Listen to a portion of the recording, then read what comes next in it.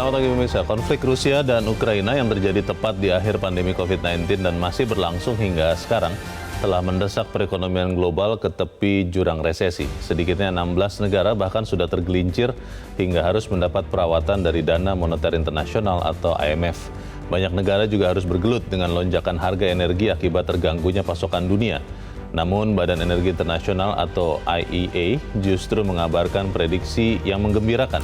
Lembaga itu yakin emisi global akan mencapai puncaknya pada 2025. Itu artinya pada dekade-dekade berikutnya, dunia bisa mengharapkan emisi yang lebih rendah. Mengapa demikian? Terdesak oleh krisis energi global, sejumlah negara dengan konsumsi energi tinggi berupaya mempercepat transisi ke sumber yang lebih berkelanjutan, yaitu energi terbarukan. Lalu bagaimana dengan Indonesia? Pemirsa, inilah editorial Media Indonesia di hari ini Jumat 28 Oktober 2022 dengan tema Kemandirian Energi Bersih bersama saya Leonard Samosir, dan editorial Media Indonesia ini juga dapat Anda simak melalui MG Radio Network di frekuensi 94,7 FM di kawasan Jakarta dan sekitarnya. Para pendengar dan Anda semua bisa ikut menyatakan pendapat Anda dengan menelepon nomor telepon 021 583 99 100. Dan pemirsa, pagi ini telah hadir bersama saya anggota Dewan Redaksi Media Group Jaka Budi Santosa. Mas Jaka, selamat pagi. Selamat pagi. Sehat-sehat, Mas? Sehat. Sudah pakai energi yang terbarukan di rumah? Belum. Belum ya? Banyak orang yang saya tanya belum karena yang pertama mungkin tidak tahu mengaksesnya. Betul. Dan yang kedua yang sudah mencoba mengakses katanya masih mahal. Betul. Tapi sebelum kita bahas itu, Mas Jaka, kita lihat dulu pemirsa, ada beberapa berita yang diperhatikan Media Indonesia. Yang pertama di halaman muka. Ini menarik ini, Mas Jaka. Ada sekian mantan Kapolri yang datang bersama-sama untuk menemui Kapolri untuk meminta perbaiki SOP pelayanan Polri. Ini masa harus mantan Kapolri datang ke Kapolri dan mengatakan perbaiki SOP pelayanan Polri, ini bagaimana maksudnya, Mas? Iya, total kan ada 7 ya, 7 mantan Kapolri. Ya, mereka ini sebagai bentuk keprihatinan. Mereka melihat situasi Polri saat ini tidak sedang baik-baik saja. Tingkat kepercayaan masyarakat turun cukup signifikan. Karena ada beberapa kasus ya terus terang harus kita katakan betul-betul mencederai citra Polri.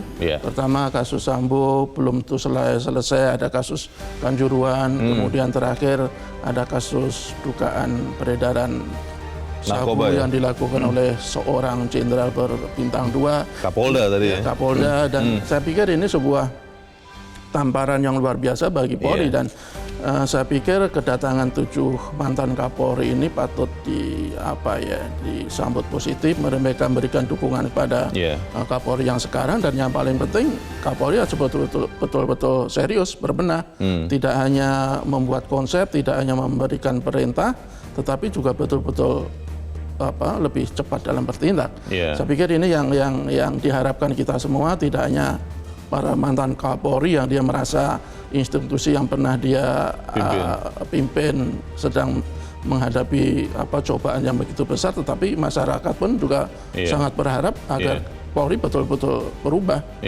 Kalau tidak ya akan semakin ditinggalkan oleh masyarakat. Betul.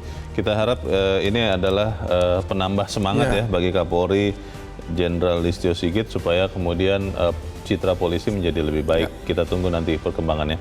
Kita ke berita selanjutnya. Ini headline Media Indonesia untuk hari ini.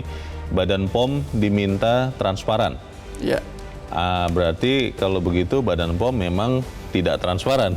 Ini maksudnya apanya yang harus dibuat lebih transparan ini, Mas? Ya, ini kan imbauan dari Komnas HAM ya. Artinya kan kasus gagal ginjal akut terhadap anak itu kan boleh dibilang sebuah tragedi kemanusiaan lah. Karena ratusan yang terpapar dan lebih dari separuh meninggal dunia. Dan celakanya mereka meninggal diduga karena minum obat.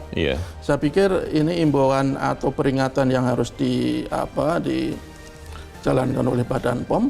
Berikan informasi yang sejelas-jelasnya, sedetail-detailnya tentang apa yang terjadi saat ini.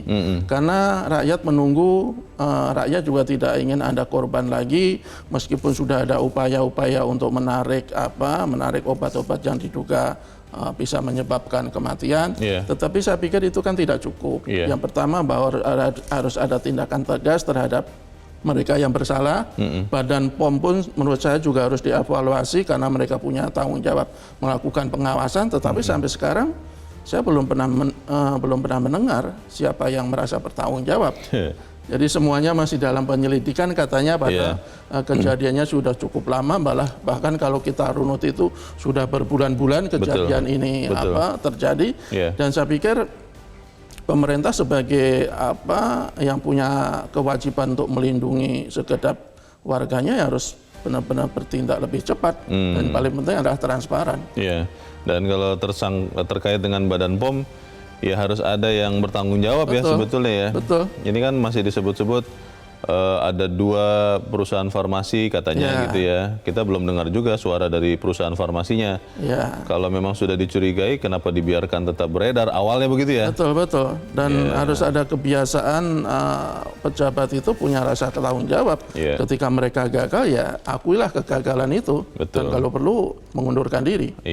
Ya tapi itu kan di negeri Wakanda yang seperti itu katanya begitu, Mas Jaka. Kalau di Indonesia orang sampai mundur itu kelihatannya hanya cita-cita yang mungkin susah untuk dilihat. Sampai sekarang masih seperti itu. Oke, kita tunggu saja nanti perkembangannya. Kita ke berita selanjutnya di halaman 2. Ini terkait dengan pertumbuhan ekonomi ya, Mas Jaka. Indonesia harus jaga momentum. Ini terkait dengan IMF yang menurunkan pertumbuhan ekonomi global yang di tahun ini tadinya dikira 3,2% seluruh dunia, tapi menjadi 2,7% di akhir 2023. 3,2 tahun ini, 2,7 di tahun depan. Ini artinya Indonesia akan ikut turun atau seperti apa nih Mas Jaka? Yang pasti kan krisis sudah begitu parah dan diprediksi tahun-tahun depan itu juga boleh dibilang juga masih parah. Kalau Indonesia diyakini meskipun terdampak tapi tidak terlalu besar. Beberapa kali pemerintah Presiden Jokowi juga mengatakan bahwa ekonomi tahun depan masih akan terang, meskipun tentu saja akan terdampak dan mengalami pelambatan. Tetapi yang paling penting adalah kita sudah punya modal, sudah punya strategi untuk menghadapi krisis. Kalau puluhan negara sudah daftar antre untuk menjadi pasien IMF, mudah-mudahan dan kita yakin kita tidak akan lagi menjadi pasien. Dan menjaga momentum itu sangat penting karena kalau kita lihat upaya-upaya yang sudah ada kan juga lumayan bagus, seperti 29 bulan berturut-turut terjadi surplus perdagangan misalnya.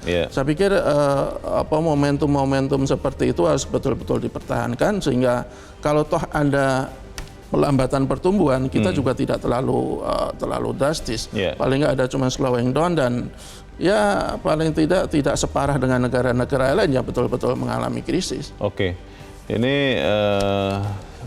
cukup terkait juga dengan editorial kita, Mas Jaka dan pemirsa, kemandirian energi bersih.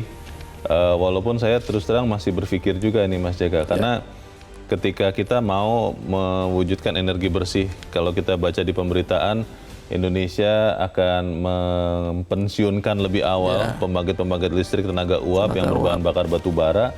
Tapi di sisi yang lain kita melihat karena ada krisis di Rusia, Eropa, itu kan banyak negara yang justru akhirnya kembali lagi ke batu bara karena memang susah dapat gasnya mahal, lalu nuklir juga sempat ada insiden beberapa waktu yang lalu. Nah ini pertanyaannya, apakah memang pas waktunya Indonesia yang masih punya banyak batu bara melakukan perubahan sumber energi listriknya menjadi energi bersih, atau memang kita terlalu cepat ini, Mas Jaka? Ya, saya pikir sudah harus kita mulai dari sekarang. Kalau batu bara kita masih menjadi unggulan, itu pelan tapi pasti harus ditinggalkan. Karena batu bara kita semua tahu itu menyumbangkan emisi yang sangat besar dan di tingkat dunia termasuk penyumbang terbesar kan pembangkit listrik tenaga uap dari batu bara. Kalau kita masih menggunakan batu bara dan tidak ada upaya untuk meninggalkannya, ya sampai kapan kita akan mendapatkan bumi yang bersih, emisi yang terus bisa kita tekan. Kalau toh negara-negara lain masih menggunakan itu, dan saya pikir dalam situasi kayak seperti sekarang, ketika ada konflik, ketika ada krisis energi, ya mau tidak mau harus kita katakan bahwa inilah tugas nanti Indonesia sebagai presidensi G20. Dan ini akan menjadi salah satu topik yang akan dibicarakan nanti di KTT di Bali. Salah satunya adalah kita harus punya komitmen, dunia harus punya komitmen untuk betul-betul menekan emisi sesuai Paris Agreement itu. Jadi saya pikir kalau toh kita sudah memulai, itu langkah yang sangat bagus dan mestinya harus dilakukan dengan lebih cepat ke depannya. Saya yang bertanya-tanya ini di dalam editorial Mas Jaka dan pemirsa dikatakan bahwa Indonesia sudah menetapkan target mencapai kondisi netral karbon pada 2060. Ini di paragraf di tengah-tengah ya. Energi terbarukan mesti mencapai paling sedikit 85% dalam bauran pemenuhan kebutuhan energi nasional. Kemudian, nah ini menarik sekali, 14% dari tenaga nuklir. Bagaimana bisa? Wong kita kalau bicara nuklir semua orang ketakutan. Lalu bicara energi baru terbarukan harus sedikitnya 85% 2060. Sekarang 2022 itu hanya sekitar berapa? 30-40 tahun lagi. Apa iya mungkin itu Mas? Tapi akan kita bahas itu Mas Jaka. Misalnya inilah editorial Media Indonesia Satu hari ini Jumat 28 Oktober 2022, kemandirian energi bersih.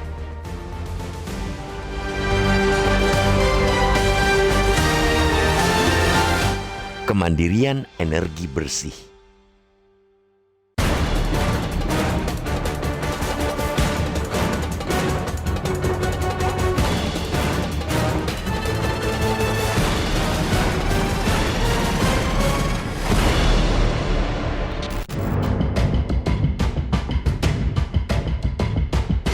Konflik Rusia dan Ukraina yang terjadi tepat di akhir pandemi COVID-19 dan masih berlangsung hingga kini telah mendesak perekonomian global ke tepi jurang resesi. Sedikitnya 16 negara bahkan sudah tergelincir hingga harus mendapat perawatan Dana Moneter Internasional atau IMF. Banyak negara juga harus bergelut dengan lonjakan harga energi akibat terganggunya pasokan dunia. Namun, Badan Energi Internasional IEA justru mengabarkan prediksi yang menggembirakan.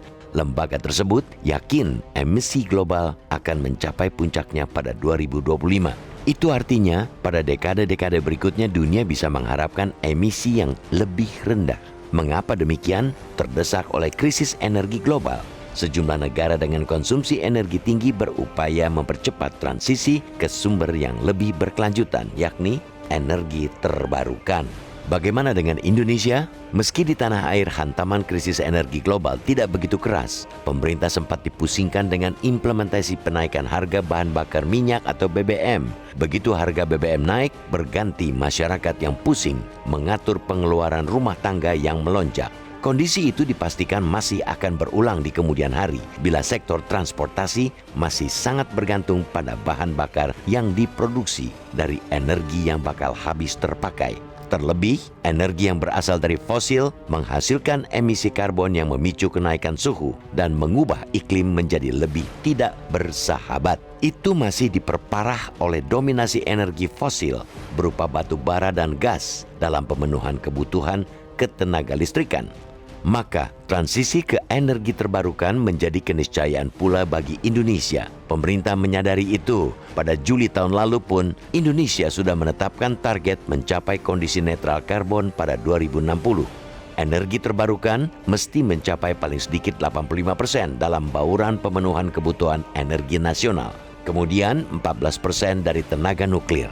Akan tetapi, merealisasikan target tidak semudah menetapkannya. Apalagi pemerintah juga terkesan setengah-setengah dalam mengupayakannya. Lihat saja upaya mentransisi energi di sektor transportasi dari BBM ke listrik. Minimnya insentif untuk kendaraan listrik di hulu hingga pengoperasian di jalan raya membuat masyarakat masih enggan beralih. Semestinya malah bukan hanya insentif untuk kendaraan listrik, pemerintah juga perlu mengenakan disinsentif untuk kendaraan BBM. Penggunaan bus-bus umum listrik sebagai alat transportasi massal juga belum didukung regulasi, sehingga membuat Pemda dan pengusaha gamang. Di sektor ketenaga listrikan pun demikian, belum terlihat upaya maksimal dalam memacu pemanfaatan energi terbarukan untuk menggusur dominasi batu bara dan gas. Padahal, Potensinya begitu besar, terutama yang bersumber dari panas bumi dan surya. Bahkan untuk energi surya, aplikasinya sudah sampai ke skala rumah tangga dengan biaya yang semakin murah. Hanya saja, di sisi regulasi belum cukup mendukung pembangkit listrik. Ketika akhirnya regulasi sudah tersedia, sosialisasi sangat lemah. Akibatnya, masyarakat yang antusias memasang panel surya ketiban sial harus membayar denda puluhan juta rupiah kepada PLN karena dianggap melanggar aturan. Transisi ke energi berkelanjutan menjadi salah satu agenda prioritas Forum Kelompok Negara-Negara G20. Presidensi G20 yang dipegang Indonesia tahun ini semestinya menjadi momentum untuk menguatkan realisasi langkah kebijakan menuju target netral karbon. Pelibatan partisipasi masyarakat dan swasta melalui kepastian regulasi yang kondusif akan lebih memuluskan langkah sekaligus memastikan kemandirian energi.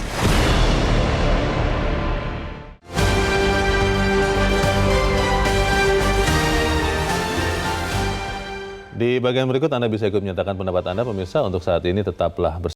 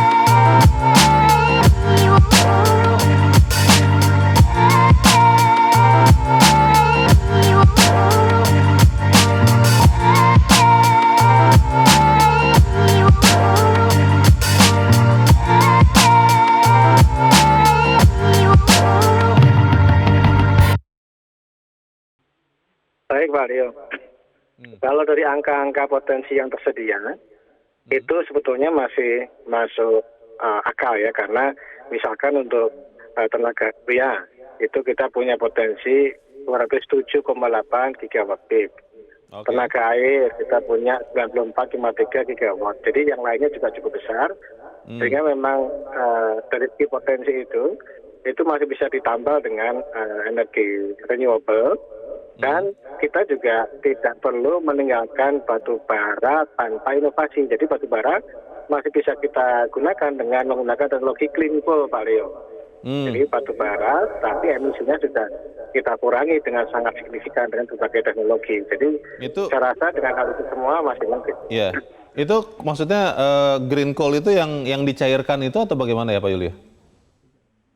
Clean coal, jadi clean coal itu ada yang penggunaan batu bara, tetapi nanti di flue gasnya, exhaust gasnya itu CO2-nya ditangkap lalu dimasukkan ke dalam bumi, ada yang begitu. Sehingga ada juga yang karbonnya lebih rendah begitu ya Pak ya? Betul, bisa digasifikasi juga sehingga lebih efisien dalam pembakarannya.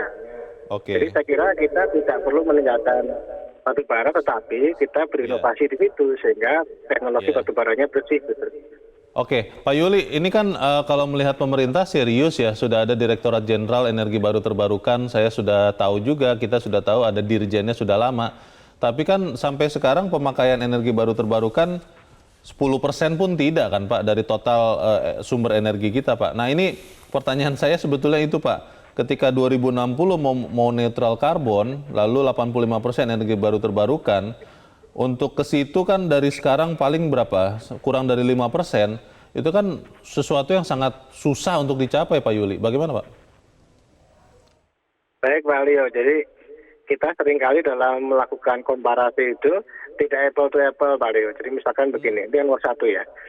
Jadi saat kita menghitung keekonomian CO2 batubara misalkan, kita lupa memasukkan di externalities gitu. Ya ini emisi CO2 tadi.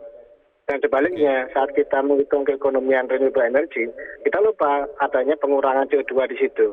Jadi seharusnya apple to apple, sehingga dalam menghitung tadi lebih bijak. Dan yang nomor dua, Pak Rio, BBM ini masalah di setiap presiden Indonesia. Masa Orde Baru, reformasi, setiap ganti presiden selalu ada masalah kenaikan harga BBM. Saya kira sebagai bangsa kita harus belajar untuk mengantisipasi ini, dan layout-nya, jalan keluarnya yang prospektif ya tadi energi terbarukan, karena itu ada di Indonesia. Tidak perlu impor kalau energi terbarukan itu. Oke Pak, pertanyaan saya adalah apa yang sebenarnya menghambat kenapa energi baru terbarukan ini belum juga terpakai dengan signifikan Pak di tahun-tahun sekarang kita bicara ini? Karena kalau bicara potensi kan memang kita semua sudah tahu Pak, ada panas bumi, ada yang tadi Bapak sudah sebutkan, matahari, air, dan sumber-sumber energi baru terbarukan lainnya. Tapi kan belum dipakai sampai sekarang Pak. Apakah karena memang lebih banyak orang di Indonesia yang punya perusahaan batu bara yang secara langsung dalam tanda petik punya kuasa untuk mempengaruhi kebijakan pemerintah, pelaksanaannya, atau apa sebetulnya Pak Yuli? Pak Leo, kalau kita lihat angka rata-rata dunia penggunaan energi fosil, batu bara, minyak bumi, dan gas, itu tetap di kisaran angka 83% Pak Leo. Artinya di seluruh dunia pun memang energi fosil masih dominan karena dia sudah mature, sudah lama, teknologinya sudah massal, sehingga cost-nya itu rendah. Kalau renewable itu nanti baru, sehingga masih perlu investasi yang tinggi dan seterusnya pengembangan. Jadi ini ibaratnya ada petinju kelas berat berhadapan dengan petinju kelas layang gitu Pak Rio. Jadi ya kalau langsung dihadapkan berat saya kira. Jadi ya memang perlu dukungan khusus, perlu insentif dari negara saya kira. Iya. Terakhir Pak Yuli, Anda optimis tidak sih Pak dengan KTT G20 bulan November ini yang akan membicarakan salah satu agenda utamanya adalah soal transisi energi ke energi bersih ini Pak?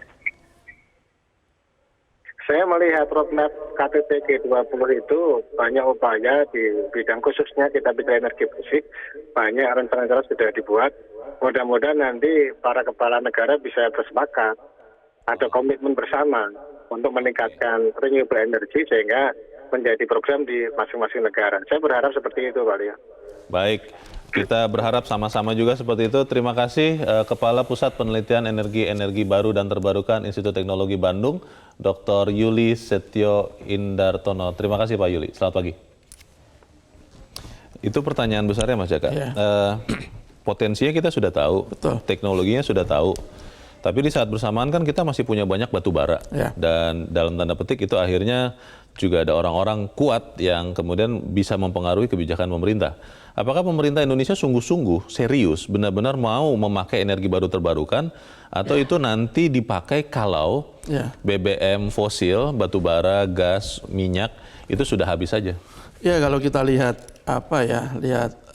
kebijakan pemerintah sih kelihatan serius ya. Paling tidak presiden sudah pemerintah sudah menerbitkan PP nomor 112 2002 tentang untuk tidak lagi mengembangkan PLTU dari batu bara. Kemudian juga ada batas waktu untuk pelan-pelan tidak lagi menggunakan PLTU batu bara. Kemudian juga ada PP nomor 55 tahun 2019 tentang kendaraan transportasi listrik. Saya pikir kan regulasi-regulasi itu kan disusun tujuannya kan untuk secara pelan tapi pasti betul-betul memaksimalkan energi yang bersih. Tetapi kan lagi-lagi di kita itu kan yang menjadi persoalan adalah implementasi, pelaksanaan. Ketika regulasi itu bagus tapi implementasinya tidak maksimal saya pikir apa yang kita harapkan akan cukup jauh untuk kita rasakan.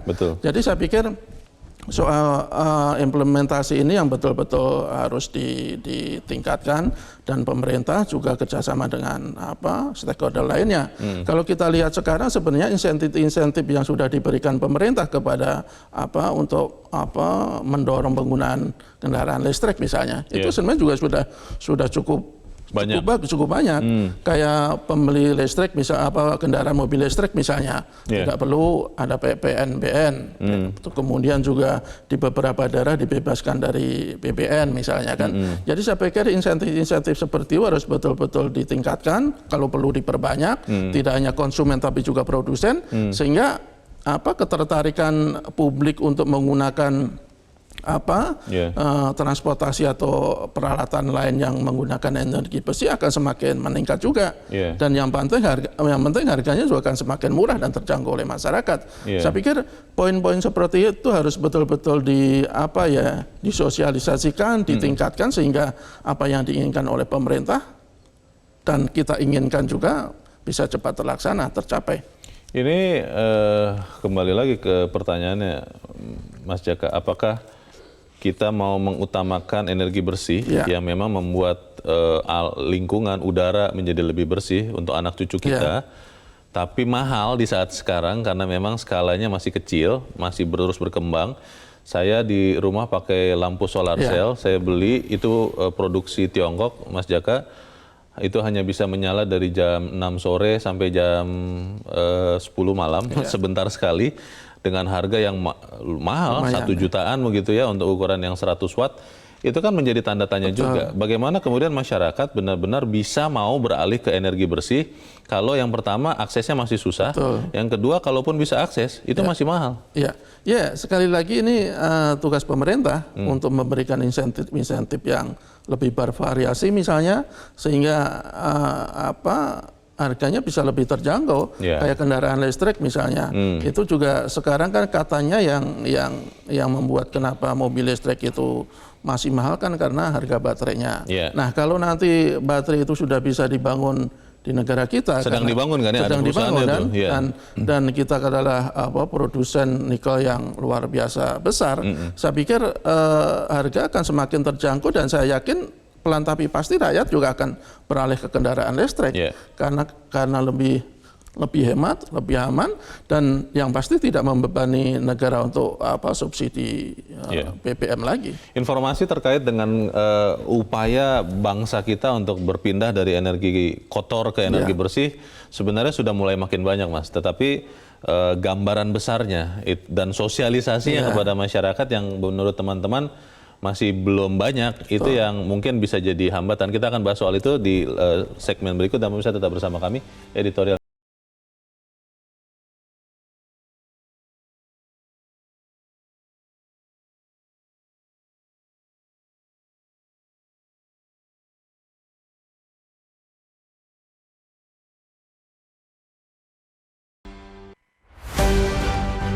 Fitur premium e-paper.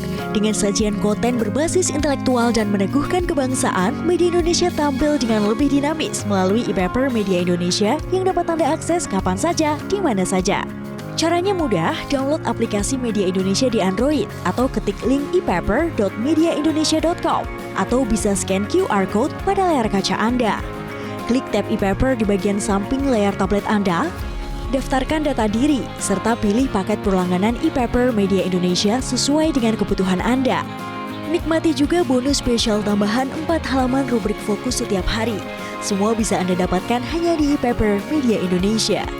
Untuk informasi lebih lanjut, hubungi customer service di nomor 0811 1201 2018 atau kunjungi media sosial @mediaindonesia. Media Indonesia, referensi bangsa. Terima kasih pemirsa, Anda masih bersama kami di editorial Media Indonesia, dan saatnya kita mendengarkan suara pemirsa Metro TV ya Mas Jaka ya. Kita akan mendengarkan pendapat dari pemirsa Metro TV di Batam, Kepulauan Riau.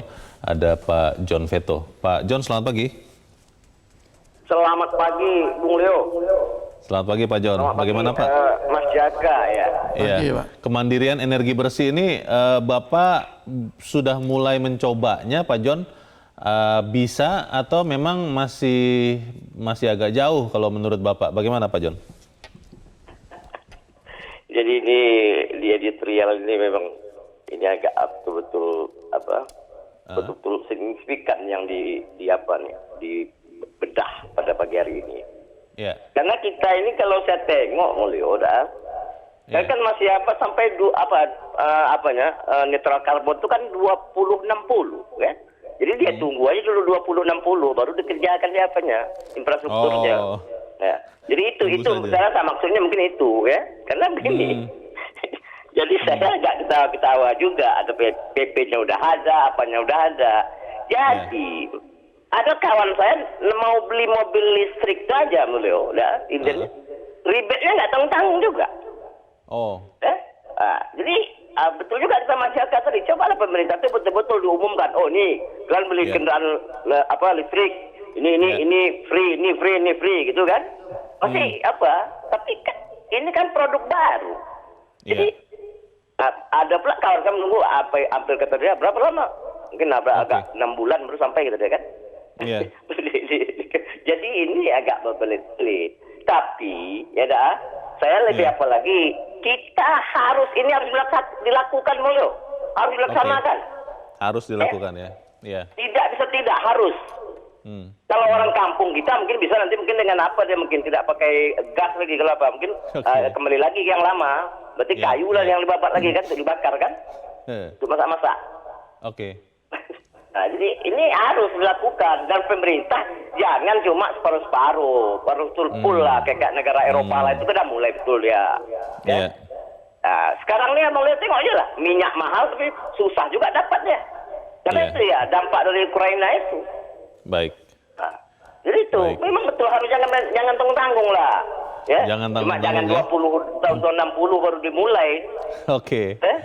Baik, kita tunggu nanti seperti apa perkembangannya setelah ini. Pak John Veto, terima kasih sudah berpendapat dari Batam, Kepulauan Riau. Selamat pagi, Pak. Di belakang Pak John Veto ada Pak Afifuddin di Pangandaran, Jawa Barat. Pak Afifuddin, selamat pagi. Halo? Pak Afif, selamat pagi. Selamat pagi juga. Assalamualaikum. Halo. Waalaikumsalam Pak Afif. Silakan Pak Afif di Pangandaran, Jawa Barat ya. Pendapat Anda bagaimana Pak? Ini kita bisa tidak mulai beralih ke energi bersih kalau menurut Pak Afifuddin? Bagaimana Pak? Silakan Pak.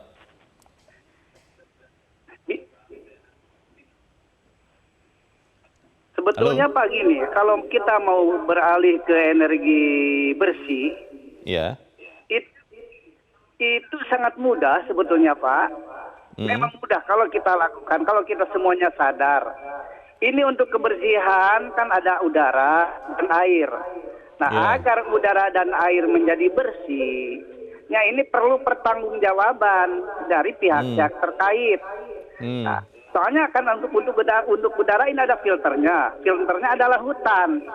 Kalau hutan dibiarkan gundul, terus-menerus ini bagaimana? Kan akhirnya kalau hutan gundul jadi banjir, air menjadi kotor. Biasanya kan saya misalkan di Jakarta, wah ini kiriman dari Bogor. Bogornya dari mana? Sumbernya dari mana itu? Dari lingkungan. Lingkungan, masyarakat, buang sampah sembarangan, misalkan harus ditindak tegas. Terus pihak terkait yang paling bertanggung jawab, maaf nih Pak ya, nah ini adalah Menteri Kehutanan dan Menteri Lingkungan. Masa hutan sekarang kan dibiarkan gundul. Dulu saya waktu masih kecil Pak, Itu kalau yang jalan harus melewati direboisasi puncak, puncaknya Pak, hawanya sejuk sekali kalau pagi. Pak Sekarang Afif, gimana, coba?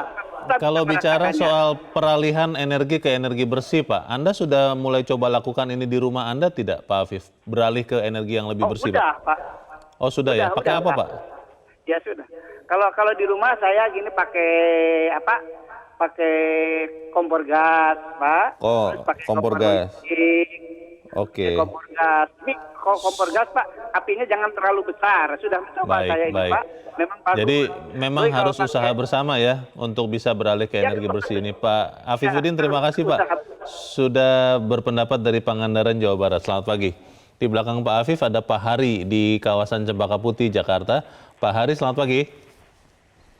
Selamat pagi, Pak Leonard. Iya Pak. Bagaimana Pak Hari pendapat Anda Pak? Silakan. Pak Jaka. Iya. Iya pagi Pak. Iya, silakan Pak Hari. Jadi begini menurut saya, peralihan seperti dari fosil ke gas itu harusnya udah berjalan ya. Jadi seperti kita kan punya itu LNG Arun itu blueprintnya ada di Pertamina. Kemudian dulu ada tahun 90-an yang ditemukan LNG Tangguh itu ya. Itu sebenarnya Pertamina sama Arco. Tapi karena tahun 2001 diambil alih oleh BP ya, dikasihkan ke BP itu dengan berubahnya undang-undang migas. Itu sebenarnya udah blueprint yang akan datang itu untuk gas bersih itu Pak Jaka ya. Jadi harusnya ke gas aja dulu karena gas ini dari LNG bisa jadi LPG gitu. Jadi perlu diundang investor-investor geothermal ya dan investor hulu gas itu dari luar negeri. Tapi undang-undangnya harus diserahkan ke BUMN dulu, ke Pertamina, undang-undang migas itu. Jadi seperti dulu LNG Arun itu kan udah dari tahun 77 tuh. Mungkin Bang Leonard Samosir belum lahir itu udah jalan gitu. Pak Jaka juga udah gitu. Iya. Jadi Pak Jaka ini harus iya Pak. Jadi Pak Jaka harus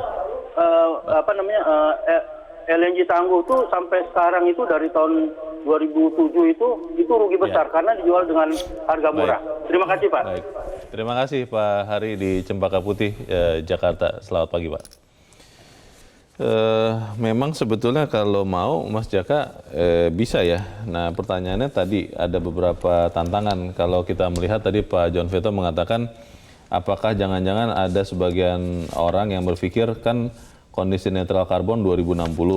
Ya sudah nanti di situ saja dibangunnya. Itu bagaimana Mas Jaka? Iya, tidak bisa kita menunggu 2060 baru kita bekerja. Itu harus mulai dari sekarang.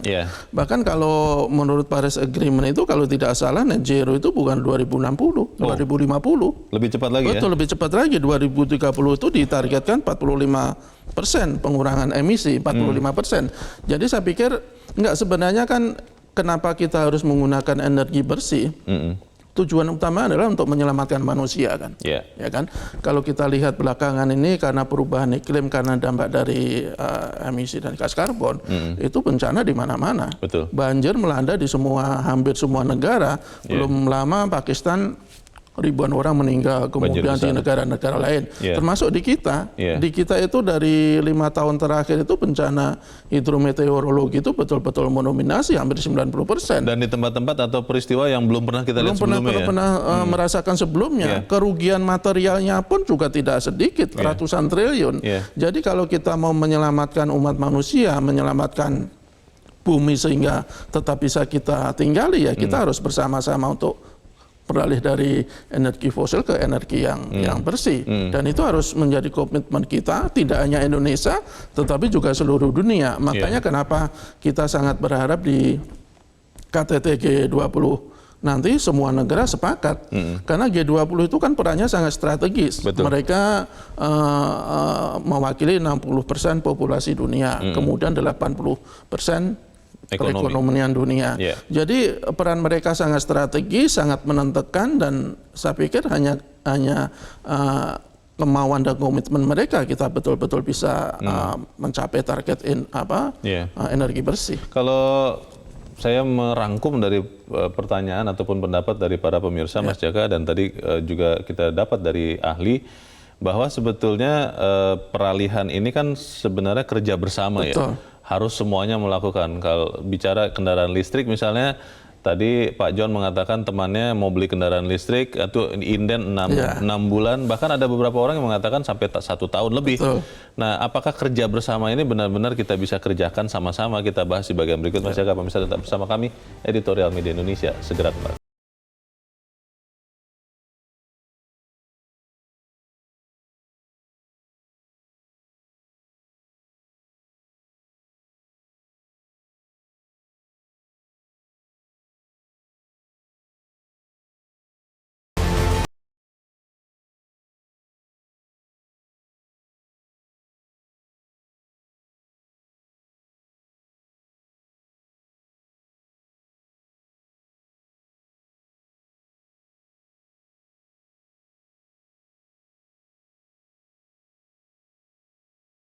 Pertama kan ada 3 sektor yang menjadi penyumbang terbesar emisi.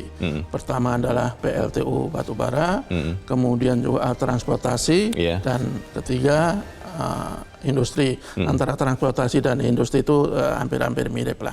Makanya pemerintah tugas utama adalah bagaimana mengurangi dan menghilangkan PLTU batubara. Tentu saja tidak dalam waktu dekat, tetapi harus bertahap. Ya. Kemudian juga yang pasti pemerintah harus betul-betul semakin optimal mengalihkan atau paling tidak mulai merintis penggunaan PLTU yang energinya bersih. Kalau kita lihat data di Kementerian SDM tahun 2001 misalnya, kita tuh punya potensi PLTA atau air itu lebih dari 94 gigawatt. Sementara sampai sekarang yang digunakan itu baru 0,68%. Kemudian juga untuk panas bumi misalnya potensinya itu ada 23,7 gigawatt yang sudah digunakan baru 9,2%. Artinya masih banyak sekali atau masih sangat besar potensi yang bisa kita gali, kita manfaatkan, dan tentu saja ini adalah perlu kerja keras, perlu komitmen yang tinggi untuk memaksimalkan itu. Belum lagi energi lain, energi surya, energi yang lain atau sumber-sumber yang lain. Kemudian dari sisi masyarakat tentu saja kita juga sebenarnya masyarakat itu kan simpel kan.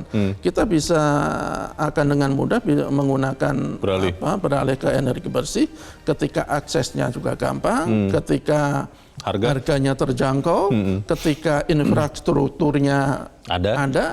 Kalau kita kan masih banyak yang pikir-pikir kalau kita mau beli kendaraan listrik, mobil listrik utamanya, kita mau ngecasnya di mana? Mati di tengah jalan. Mati di tengah jalan bagaimana? Ini kan persoalan-persoalan yang tidak bisa dikesampingkan begitu saja. Harus betul-betul dioptimalkan oleh pemerintah dan stakeholder lainnya. Dan saya pikir ketika semua pihak punya komitmen dan pandangan yang sama bahwa kita harus beralih ke energi bersih itu suatu saat akan kita capai cita-cita kita. Saya khawatirnya begini Mas Jaka, ini kan sekarang karena ada pengaruh geopolitik perang Rusia-Ukraina, makanya harga minyak mentah mahal, gas juga jadi mahal, lalu energi-energi fosil yang lain, batu bara juga jadi mahal. Tapi begitu nanti perang selesai nih, tidak ada lagi ancaman, itu kan otomatis biasanya harga-harga akan turun. Lupa lagi nih dengan energi bersih terbarukan karena memang lebih gampang pakai energi fosil yang memang sudah ada. Nah itu bagaimana? Ya kalau pemerintah itu sudah mempermudah akses segala hal yang menggunakan energi bersih, saya pikir masyarakat lebih suka ke sana. Semurah-murahnya nanti energi fosil, saya pikir tidak akan semurah energi bersih kalau semuanya sudah bisa dioptimalkan. Dan yang paling penting adalah komitmen kita untuk menyelamatkan bumi. Saya baru saja melihat video yang dari ilmuwan NASA Peter Kalmus itu. Dia betul-betul konsen terhadap pemanasan global. Katanya kalau tidak ada upaya yang radikal, tidak ada upaya yang sangat signifikan untuk menyelamatkan bumi, ya bumi tidak akan lama lagi tidak bisa kita tinggali. Saya pikir ini sebuah peringatan keras bahwa kita semua harus betul-betul memikirkan masa depan kita dan utamanya masa depan anak cucu kita. Kita tidak mungkin terus berharap pada energi fosil yang terang-terangan sudah merusak bumi. Kita harus betul-betul sudah mulai beralih ke energi bersih yang yang sudah pasti bisa menyelamatkan bumi. Mungkin informasi atau apapun yang Mas Jaka saksikan itu harus lebih diperbanyak ya, diperluas supaya kemudian kesadaran untuk menggunakan energi bersih itu bukan dipaksa, tapi memang karena sadar sendiri. Karena kalau kesadaran sesuatu yang didasarkan pada kesadaran akan lebih mudah untuk dilaksanakan. Baik, kita harap kita sama-sama bisa beralih ke energi bersih dan kita mulai dari diri kita sendiri ya. Terima kasih Mas Jaka sudah hadir di tempat ini. Selamat pagi Mas. Selamat pagi. Pemirsa, transisi ke energi berkelanjutan menjadi salah satu agenda prioritas Forum Kelompok Negara-Negara G20. Presidensi G20 yang dipegang Indonesia tahun ini seharusnya jadi momentum untuk menguatkan langkah kebijakan menuju target netral karbon. Mari kita sama-sama memulai kemandirian energi bersih ini. Saya Leonard Samosir berterima kasih Anda sudah menyimak editorial Media Indonesia untuk pagi ini. Tetap jaga kesehatan Anda. Selamat pagi, sampai jumpa.